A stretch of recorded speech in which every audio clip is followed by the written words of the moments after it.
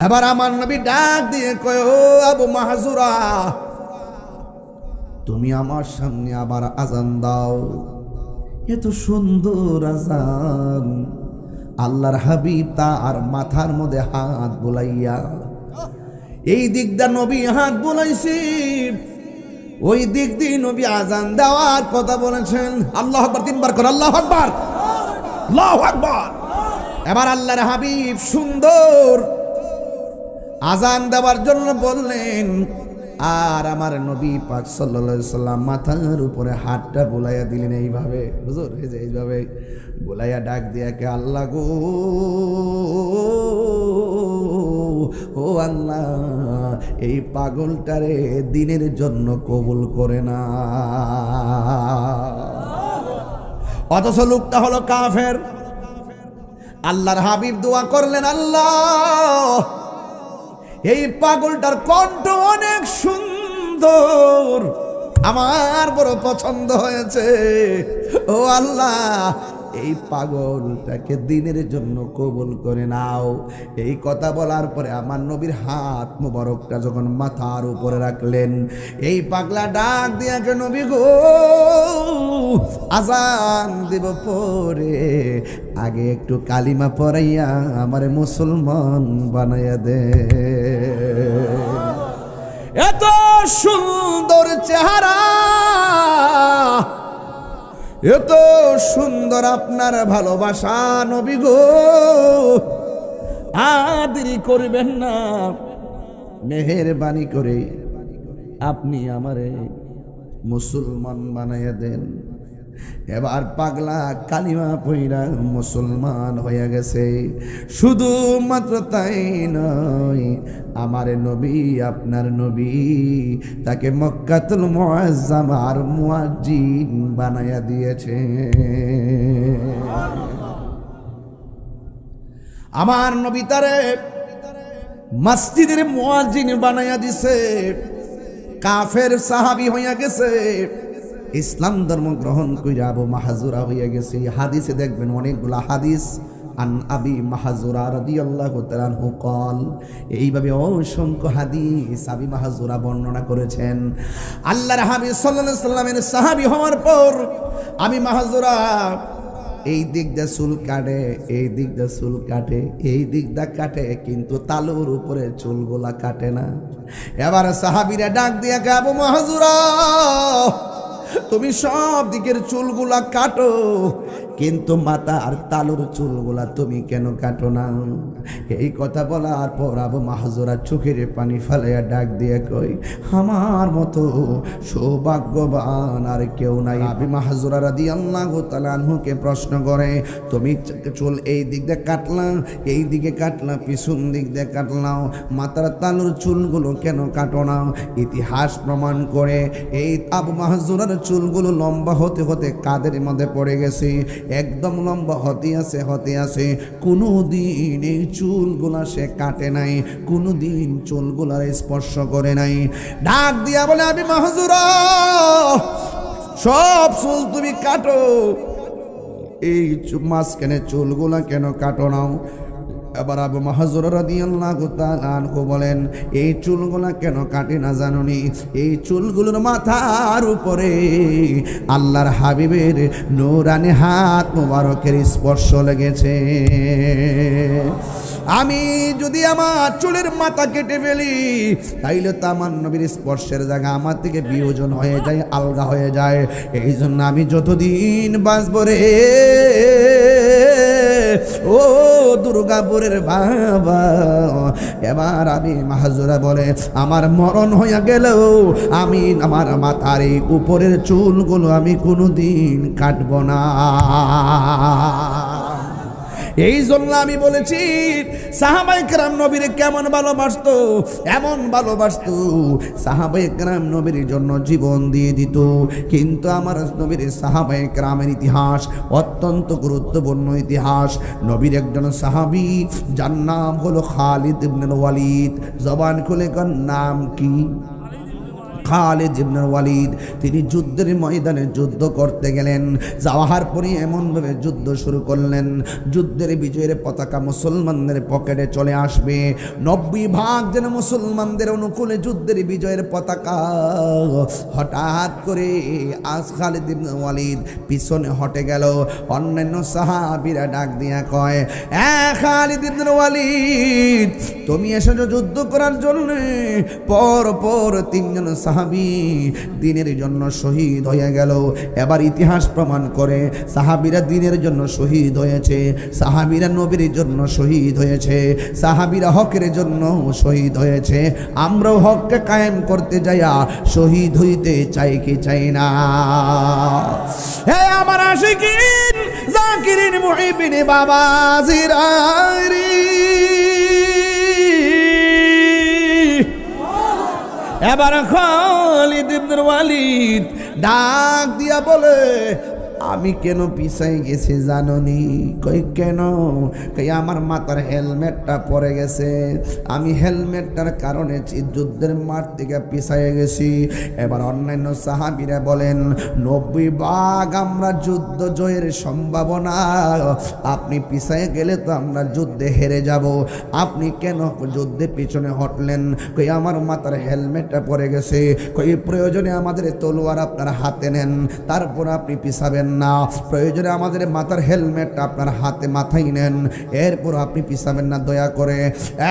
খালিদ ইবনে ওয়ালিদ ইতিহাস প্রমাণ করে, হাদিসের ভাষায় প্রমাণ করে, খালিদ ইবনে ওয়ালিদের একটা উপাধি আছে, সাইফুন মিন সুয়ুফিল্লাহ। আল্লাহর যত তরবারি আছে, খালিদ ইবনে ওয়ালিদকে তরবারি সমূহের ভিতরে একটা তরবারি বলা হয়। এই জন্য খালিদ ইবনে ওয়ালিদ কয়, না না না, তোমাদের তলোয়ার নিলে চলবে না, তোমাদের হেলমেট মাথায় নিলে চলবে না। আমি কেন পিছাই গেছি জানুনি? আমার গায়ের মধ্যে কোনো শক্তি নাই, আমার সব শক্তি হলো হেলমেটের ভিতরে। এবার সাহাবায়ে কেরাম হেলমেট তালাশ করতেছে, ঘোড়ার পায়ের তলে লাইগা হেলমেটটা ধুলার মধ্যে মিশে গেছে। একটা সাহাবী হেলমেটটা পাইলেন, পাওয়ার পরে খালিদ ইবনে ওয়ালিদ এই হেলমেটটা মাথায় লাগাইয়া হাতের মধ্যে তলোয়ারটা নিয়ে আবার দাঁড়ায় গেছে। এত শক্তি তার সামনে কোনো কাফের আসতে পারে না। এই কথা বলার পরে সাহাবায়ে কেরামের মধ্যে খালিদ ইবনে ওয়ালিদের নেতৃত্বে আল্লাহ রাব্বুল আলামিন ওই যুদ্ধের ময়দানে বিজয়ের পতাকা দান করলেন। অন্যান্য সাহাবীরা ডাক দিয়া কয়, খালিদ ইবনে ওয়ালিদ আপনি যুদ্ধের ময়দানে হেলমেট বিহীন শক্তি পান না, কিন্তু হেলমেটটা মাথায় লাগানোর পর দেখলাম কাফের গুলোকে আপনি কচুরি পানার মতন শেষ করে ফেলাইতেছেন। এত শক্তি আপনি পাইলেন কোথায় থেকে? এত শক্তি আমার হেলমেটের ভিতরে। এই হেলমেটের সাথে গায়ের শক্তির সম্পর্ক কি? এবার যায় খালিদ বিন ওয়ালিদ বলতেছেন, এই হেলমেটের ভিতরে একটা খেলা আছে। কই হেলমেটের ভিতরে ছিল আমার নবীর মাথা মুবারকের চুল মুবারক। পাইলে নিরালাই গো নবী, পাইলে নিরালাই, পাইলে নিরালাই গো নবী, পাইলে নিরালাই। দুই কদমে চুমু খাবো, দুই কদমে অনে ধুলি মাখিব গাই, পাইলে নিরালাই গো নবী, পাইলে নিরালাই, পাইলে নিরালাই গো নবী, পাইলে নিরালাই। কষ্ট হইতেছে আপনাদের? আমার নবী নবী, আমার নবী জিন্দা নবী, আমার নবী, আমার নবী জিন্দা নবী। ওরে দয়া করে তাই গো নবী হাসরের বেলায় বলো না, দয়া হাসরের বেলায় পাইলে নিরালাই গো নবী, পাইলে নিরালাই, পাইলে নিরালাই গো নবী, পাইলে নিরালাই। দুই কদমে চুমু খাবো, দুই কদমে চরণ ধুলি মাখে বগাই পাইলে নিরালাই গো নবী পাইলে নিরালাই পাইলে নিরা কঠিন হাসরের দিনে কে তরাবে নবী বিনে কঠিন হাসরের দিনে কে তরাবে নবী বিনে দয়া করে তাই গো নবী হাসরের বেলায় বলো না দয়া করে হাসরের বেলায় পাইলে নিরালাই গো নবী পাইলে নিরালাই পাইলে নিরালাই গো নবী পাইলে নিরালাই দুই কদমে চুমু খাব দুই কদমে চরণ ধুলি মাখি পাইলে নিরালাই গো নবী পাইলে নিরালাই সবাই বলতেই একদিন স্বপ্নে দেখলে গজারে সব গুণা জরিয়া ভরে বলো একদিন স্বপ্নে দেখলে সব গুণা জরিয়া ভরে দয়া করে দিও দেখা নিরগমের বেলায় দয়া ঘুমের বেলায় পাইলে নিরালাই গো নবী পাইলে নিরালাই পাইলে নিরালাই গো নবী পাইলে নিরালাই দুই কদমে চুমু খাব দুই কদমে চরণে ধুলি মাখিব গাই পাইলে নিরালাই গো নবী পাইলে নিরালাই আল্লাহর হাবিব হুনাইনের যুদ্ধ থেকে ফিরে আসার সময় এক জায়গায় বসলেন নামাজের সময় হয়ে গেল বলুন নামাজের সময় হলে আজান আছে না নাই আল্লাহু আকবার আল্লাহু আকবার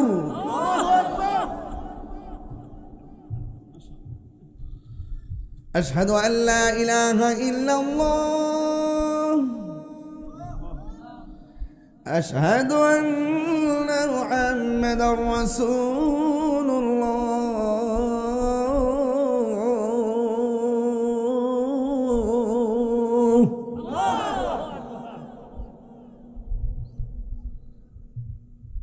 হুনাইনের যুদ্ধ থেকে ফেরার পথে আজান যখন দিল একদল কাফের পাশে দাঁড়ায় রয়েছে দাঁড়ায়া রসিকতা করে টিটকারি করে মস্কারা করে সাহাবীর আজান দিছে হেরো আজান দেয় মস্কারা করে অবজ্ঞা করে বুঝে না টিটকারি করে ব্যঙ্গায় আর কি আজান দেয় রাসূলুল্লাহর কান মুবারকে আজানের আওয়াজটা আসছে আল্লাহর হাবিব বলে ও কাফেরেরা গো আমরা নামাজের টাইমে আজান দিয়েছি তোমরা আমাদেরকে মস্কারা করে আজান দিলা কে আজান দিছো দাঁড়াও এক কাফের আরেক কাফেরের চেহারার দিকে তাকায় কেউ দাঁড়ায় না ওরা মনে মনে ভাবতেছে যদি দাঁড়াই রাসূল যদি কোনো অ্যাকশন নেই ওরা তো ভালো কইরেই জানে নবীর মতন মুস্তাজিব দাওয়া পৃথিবীতে আর কেউ নাই নবী যদি বলে আল্লাহ এদেরকে গাছের নিচে ও আল্লাহ এদেরকে মাটির নিচে ঢুকাইয়া দেওয়া সম্ভব ও আল্লাহ এদেরকে এই মুহূর্তে ধ্বংস করে দাও ধ্বংস করে দিবেন ও বন্ধুরে কিন্তু কোন কাফের দ্বারা এবার সাহস করে না আমার নবীর সামনে এক কাফের আরেক কাফেরের দিকে তাকায় আমার নবী ডাক দিয়ে কি ব্যাপার একজন আরেকজনের দিকে তাকাও কেন স্বীকার করো কেউ স্বীকার করে না রে বাবা আপনারা জবান খুলে কোন নবী কণ্ঠ চিনার ক্ষমতা আছে না? না আসেনিও ওয়াজ কিন্তু ভিতরে ঢুকছি, একটু মনোযোগ দিয়েন তোই চলবো, আর কিছু লাগবে না। এরপরও সিলেট বিভাগে এই প্রথম ওয়াজটা করতেছি, অতীতে কোনো সময় করি নাই। বিষয় দিয়েছেন শানে সাহাবা, সাহাবী হওয়া বড় ভাগ্যের ব্যাপার। আল্লাহর হাবিব বলে তোমরা একজন আরেকজনের চেহারা দিকে তাকাও কেন? বুঝতে পেরেছি তোমরা স্বীকার করতে ভয় পাইতেছো, ঠিক আছে, এমনে চলবে না। কে আজান দিছো আমি কণ্ঠ শুনলে বুঝবো। একজন একজন করে আজান দাও। এবার একজন একজন করে আজান দেওয়া শুরু করছে। আল্লাহর হাবিব কণ্ঠ শুই না আজান কে দিয়েছে তারে ধরবে। আপনারা জবান খুলে বলুন আমার নবী ধরার ক্ষমতা আছে না নাই? এবার সবাই আজান দিতেছেন, আমার নবী বলে না তুমি না। আরেকজন আজান দেয় কয় না তুমি না। আরেকজন আজান দেয় কয় না তুমি না। অসংখ্য মানুষ আজান দিল, রাসূল বলে তুমি না। একটা লোক আজান দিল, আমার নবী বলে তুমি তো আজানটা দিছিলা, ঠিক নেই? কই জি ঠিক। তুমি তো আজান দিছিলা, ঠিক নেই? ঠিক। এবার আমার নবী ডাক দিয়ে কয় ও আবু মাহজুরা, তুমি আমার সামনে আবার আজান দাও। এত সুন্দর আজান। আল্লাহর হাবিব তার মাথার মধ্যে হাত বুলাইয়া, এই দিকটা নবী হাত বুলাইছি, ওই দিক দিয়ে নবী আজান দেওয়ার কথা বলেছেন। আল্লাহু আকবার, তিনবার করে আল্লাহু আকবার, আল্লাহু আকবার। আল্লাহর হাবিব তার কণ্ঠটা এত পছন্দ হয়েছে, দেখছেন না সুর শূন্য মানুষ পাগল হয়ে যায়। এখন তো আগের দিনটা নাই। আগে যখন মুরব্বী ওই যে ধান টান কাটতো, ধানের খেরের কারির কোনার মধ্যে বইয়া বইয়া বৈশা ওই যে বাঁশি বাজাইতো, বাঁশির এমন সুর শুনতো। অনেক সময় সত্য না মিথ্যা জানি না, কই সুর হইন না ঘর থেকে পাগল এবারে যেত। এই সুর এমন পাবে একটা আকর্ষণ করে, হ্যাঁ। তো কণ্ঠ এমন একটা জিনিস হই, এটা মানুষকে অনেক অ্যাটাক করে। সব সময় নয়, এমন কিছু সময় থাকে টিউন, এই সমাজে এই টিউনে মানুষ বেকার হয়ে যায়। কথা কোন ঠিক না বেঠিক? এবার আল্লাহর হাবিব সুন্দর আজান দেওয়ার জন্য বললেন, আর আমার নবী পাক সাল্লাল্লাহু আলাইহি সাল্লাম মাথার উপরে হাতটা বুলাইয়া দিলেন এইভাবে। হুজুর এই যে এইভাবে বুলাইয়া ডাক দিয়া কে আল্লাহ গো, ও আল্লাহ এই পাগলটারে দিনের জন্য কবুল করে না। অথচ লোকটা হলো কাফের। আল্লাহর হাবিব দোয়া করলেন, আল্লাহ এই পাগলটার কণ্ঠ অনেক সুন্দর, আমার বড় পছন্দ হয়েছে। ও আল্লাহ এই পাগলটাকে দিনের জন্য কবুল করে নাও। এই কথা বলার পরে আমার নবীর হাত মোবারকটা যখন মাথার উপরে রাখলেন, এই পাগলা ডাক দিয়াকে নবী গো আজান দিব পরে আগে একটু কালিমা পড়াইয়া আমারে মুসলমান বানাইয়া দে। এত সুন্দর চেহারা, এত সুন্দর আপনার ভালোবাসা নবী গো, আদেরি করবেন না, মেহেরবানি করে আপনি আমারে মুসলমান বানাইয়া দেন। এবার পাগলা কালিমা পইরা মুসলমান হয়ে গেছে। শুধুমাত্র তাই নয়, আমার নবী আপনার নবী তাকে মক্কাতুল মুআজ্জামার মুয়াজ্জিন বানাইয়া দিয়েছে। আমার নবী তারে মসজিদের মুয়াজ্জিন বানাইয়া দিছে। কাফের সাহাবী হইয়া গেছে, ইসলাম ধর্ম গ্রহণ কইরা আবু মাহজুরা হইয়া গেছে। হাদিসে দেখবেন অনেকগুলা হাদিস আন আবি মাহজুরা রাদিয়াল্লাহু তাআলা আনহু قال এইভাবে অসংখ্য হাদিস আবি মাহজুরা বর্ণনা করেছেন। আল্লাহর হাবিব সাল্লাল্লাহু আলাইহি সাল্লামের সাহাবী হওয়ার পর আবি মাহজুরা এই দিক দিয়ে চুল কাটে, এই দিক দিয়ে চুল কাটে, এই দিক দিয়ে কাটে, কিন্তু তালুর উপরে চুলগুলা কাটে না। এবার সাহাবীরা ডাক দিয়ে আবু মাহজুরা, তুমি সব দিকের চুলগুলা কাটো, কিন্তু মাথা আর তালুর চুলগুলা তুমি কেন কাটো না?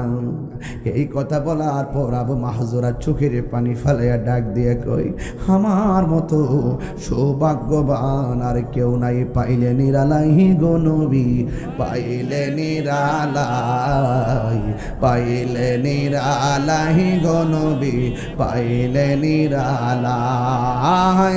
দুই কদমে চুমু খাবো, দুই কদমে অনে ধুলি মাখিব গাই, পাইলে নিরালাই গো নবী, পাইলে নিরালাই, পাইলে নিরালাই গো নবী, পাইলে নিরালাই। কষ্ট হইতেছে আপনাদের? আমার নবী নবী, আমার নবী জিন্দা নবী, আমার নবী,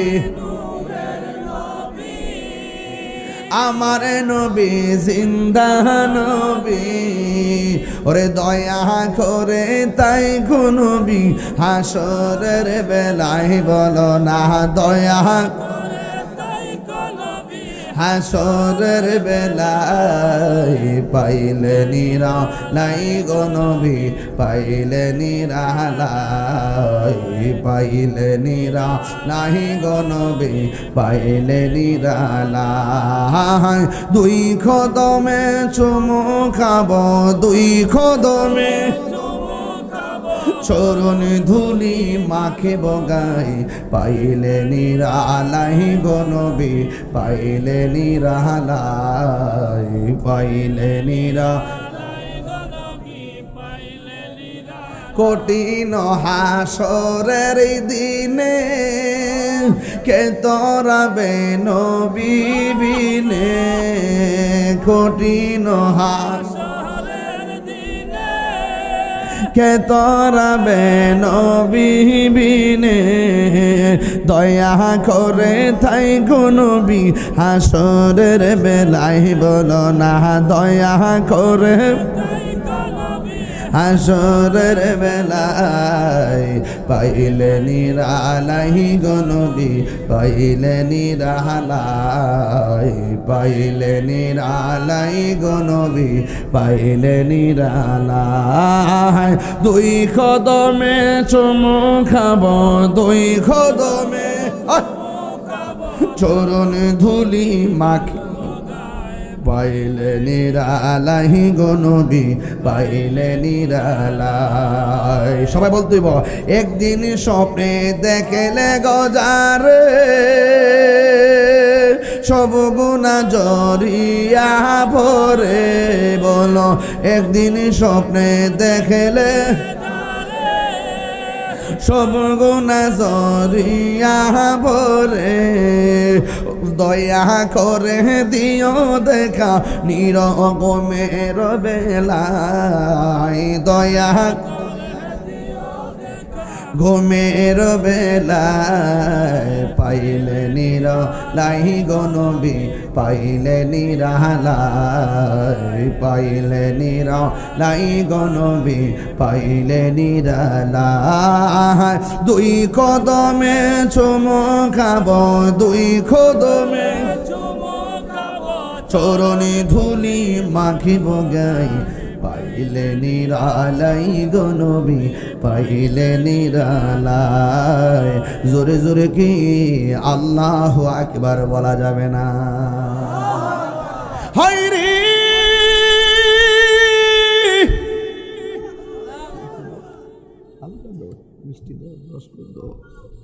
এ আমার যুবক, একটু কম পাগলা বেশি দিস না, মশলা বেশি দিস না, মিডিয়াম দিয়ে আরেকটু কম, মারহাবা কম, কমাই দিয়ে একটু। আপনার কি কষ্ট হইতেছে? রাগ করতেছেন আমার সাথে? শানে সাহাবা ওয়াজ কিন্তু গোড়ায় চলতেছে। হ্যাঁ ঠিক কিনা? আল্লাহু আকবার জোরে কর।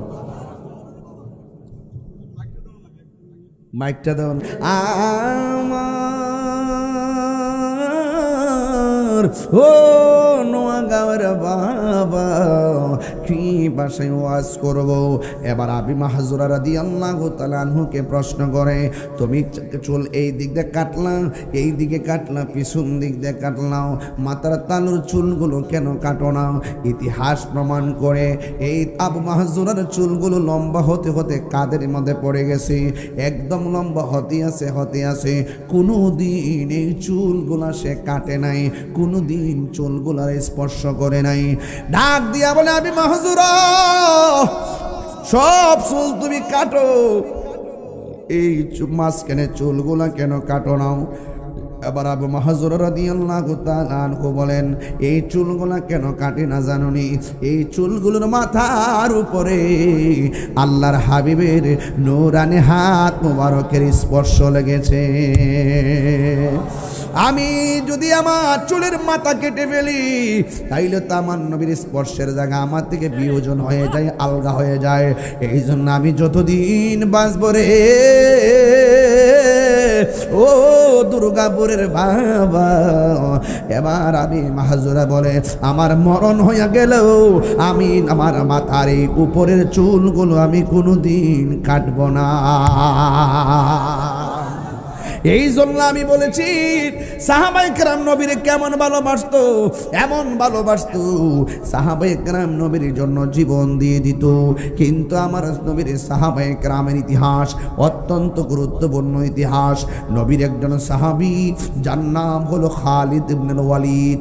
জবান খুলে কোন নাম কি? খালিদ ইবনুল ওয়ালিদ। তিনি যুদ্ধের ময়দানে যুদ্ধ করতে গেলেন। যাওয়ার পরে এমনভাবে যুদ্ধ শুরু করলেন, যুদ্ধের বিজয়ের পতাকা মুসলমানদের পকেটে চলে আসবে। 90 ভাগ যেন মুসলমানদের অনুকূলে যুদ্ধের বিজয়ের পতাকা। হঠাৎ করে আজ খালিদ ইবনুল ওয়ালিদ পিছনে হটে গেল। অন্যান্য সাহাবীরা ডাক দিয়া কয়, খালিদ ইবনুল ওয়ালিদ তুমি এসেছো যুদ্ধ করার জন্য। পর পর 3 জন সাহাবী দিনের জন্য শহীদ হয়ে গেল। এবার ইতিহাস প্রমাণ করে সাহাবীরা দিনের জন্য শহীদ হয়েছে, সাহাবীরা নবীর জন্য শহীদ হয়েছে, সাহাবীরা হকের জন্য শহীদ হয়েছে। আমরাও হককে কায়েম করতে যাইয়া শহীদ হইতে চাই কি চাই না? হে আমার আশিকিন জাকিরিন মুহিবিন বাবা জিরারি,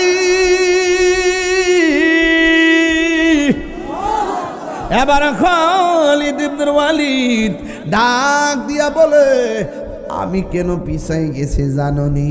কই কেন? কই আমার মাথার হেলমেটটা পড়ে গেছে, আমি হেলমেটটার কারণে যুদ্ধের মাঠ থেকে পিছাই গেছি। এবার অন্যান্য সাহাবীরা বলেন, 90 ভাগ আমরা যুদ্ধ জয়ের সম্ভাবনা, আপনি পিছাই গেলে তো আমরা যুদ্ধে হেরে যাব, আপনি কেন যুদ্ধে পিছনে হটলেন? কই আমার মাথার হেলমেটটা পড়ে গেছে, কই প্রয়োজনে আমাদের তলোয়ার আপনার হাতে নেন, তারপর আপনি পিছাবেন না, প্রয়োজনে আমাদের মাথার হেলমেটটা আপনার হাতে মাথায় নেন, এরপর আপনি পিছাবেন না দয়া করে। খালিদ ইবনুল ওয়ালিদ ইতিহাস প্রমাণ করে, হাদিসের ভাষায় প্রমাণ করে, খালিদ ইবনুল ওয়ালিদের একটা উপাধি আছে, সাইফুন মিন সুয়ুফিল্লাহ। আল্লাহর যত তরবারি আছে খালিদ ইবনুল ওয়ালিদকে তরবারি সমূহের ভিতরে একটা তরবারি বলা হয়। এই জন্য খালিদ ইবনুল ওয়ালিদ কয়, না না না, তোমাদের তলোয়ার নিলে চলবে না, তোমাদের হেলমেট মাথায় নিলে চলবে না। আমি কেন পিছাই গেছি জানুনি? আমার গায়ের মধ্যে কোনো শক্তি নাই, আমার সব শক্তি হলো হেলমেটের ভিতরে। এবার সাহাবায়ে কেরাম হেলমেট তালাশ করতেছে, ঘোড়ার পায়ের তলে লাইগা হেলমেটটা ধুলার মধ্যে মিশে গেছে।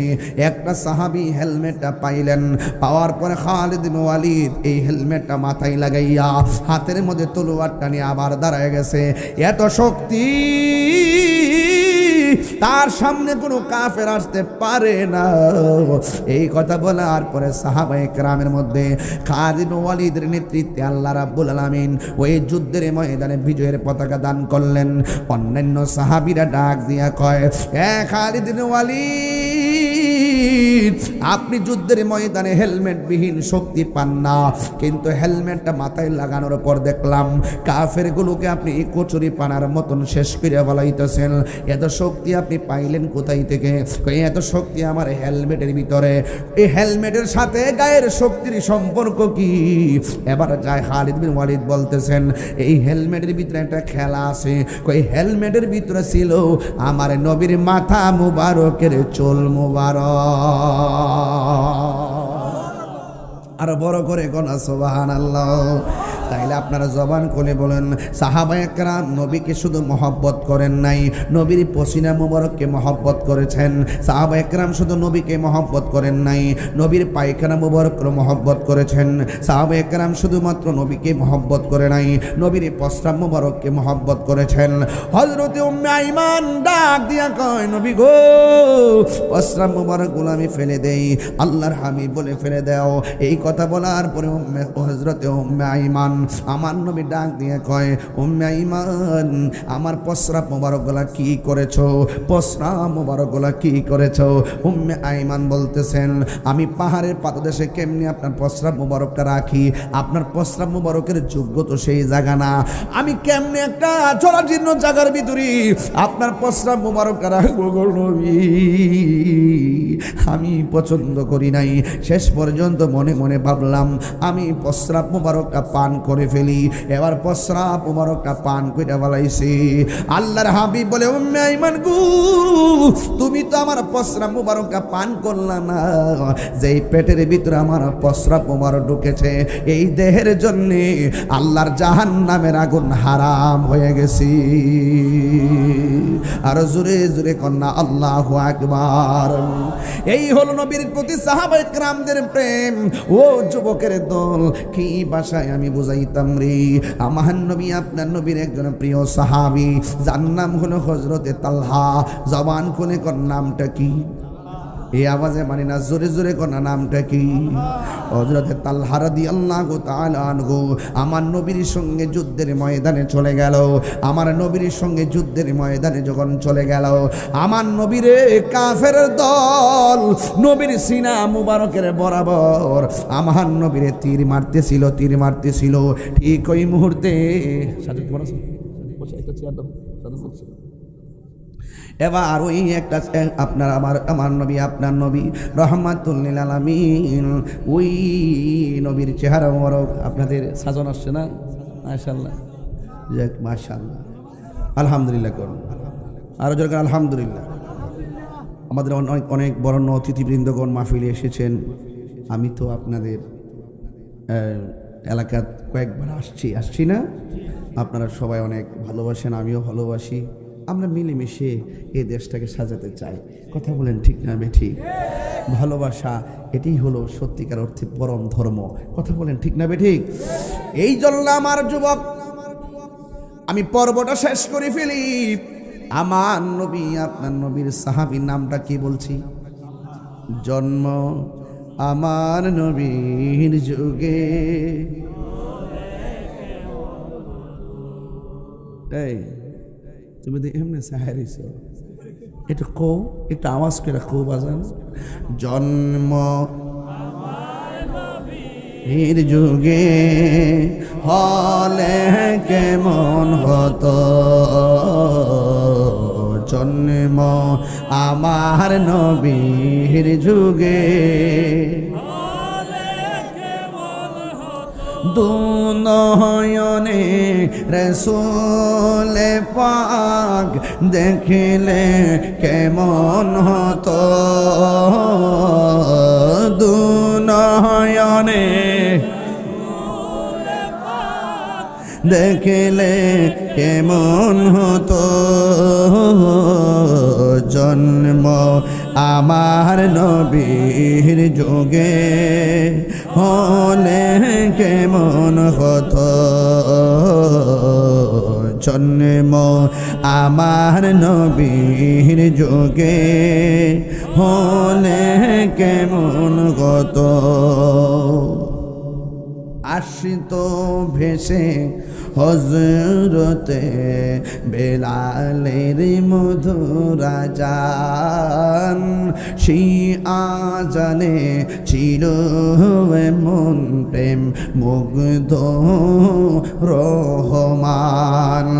আসিত ভেসে হযরতে বেলালের মধুর আযান, সেই আযানে ছিল এমন প্রেম মুগ্ধ রহমান। দয়াল নবীর পিছে নামাজ পড়লে কেমন হতো, দয়াল নবীর পিছে নামাজ পড়লে কেমন হতো। দুনয়নে রাসূল দেখলে কেমন হতো, দুনয়নে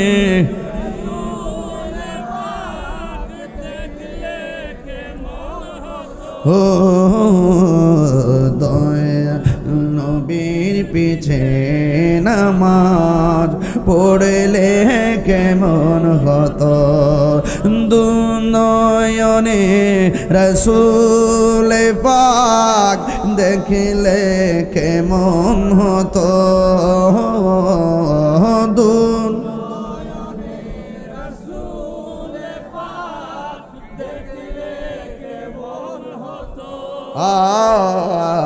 জন্ম আমার নবীর যুগে হলে কেমন হতো। পড়ছি আমি নাতে রাসূল পাশে নূরের নবী, নাতে রাসূল শুনে নবী দিলেন মুচকি হাসি। নবী নাতে রাসূল শোনার ক্ষমতা আছে না নাই? হায়রে ও নোয়াগাঁওয়ের বাবা, নবী আজকের মাহফিলে আসার ক্ষমতা আছে না নাই? জবান খুলে বলুন নবীকে ক্ষমতা দিয়েছেন কে? এই আওয়াজে মারি না, জোরে বলো কে? এবার আমার নবী যুদ্ধের ময়দানে একটা কাফের নবীর সিনা মুবারকের বরাবর তীর ধরছে। এই নোয়াগড় পোলাপান 12টার সময় যেমনে বইয়া রইছে, এই টাইমটাই যদি মানুষগুলা সেই তীরের সামনে থাকতো, তাইলে সোনার গাইটার আশেকেরা রাসূলরা তীরের বরাবর বুকটা পাইতা দিত তালহার মতো। আমার নবীর বদন মুবারকে একটা আঘাত লাগতে দিত না। কথা বলেন ঠিক কিনা?